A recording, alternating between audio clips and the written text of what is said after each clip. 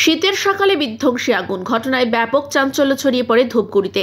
সাত সকালে বিধ্বংসী আগুনের ঘটনা ঘটল ধূপগুড়ির এশিয়ান হাইওয়ে 48 নম্বর জাতীয় সড়কের হরিমন্দির এলাকার একটি গোডাউনে।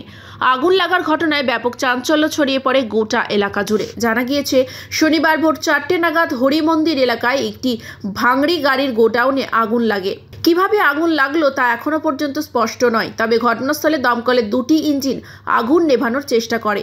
প্রায় 3 ঘন্টার চেষ্টায় আগুন নিয়ন্ত্রণে আসে। তবে সেই গোডাউনে প্লাস্টিকের যাবতীয় জিনিসপত্র থাকার জন্য পুরনো গাড়ির যন্ত্রাংশ থাকার কারণে বড় আকার ধারণ করে, যার জেরে আগুন নিয়ন্ত্রণে আনা দমকলের তরফে একটু অসম্ভবই হয়ে পড়ে। কনকনে শীতের সকালে অগ্নিকাণ্ডের ঘটনায় ব্যাপক চাঞ্চল্য ছড়িয়ে পড়ে ধূপগুড়িতে। ঘটনাস্থলে উপস্থিত হন ধূপগুড়ি থানার পুলিশ। বুঝতে পারলেন আগুন লাগছে এবং কেমন করে লাগলো? সকাল থেকে উঠে ভোরবেলায় উঠে দেখি যে আগুন কিভাবে লাগলো এটা জানি না। লোকজন ডাকাডাকি করতেছে, তখন জানলাম যে কোথায় আগুন লাগলো।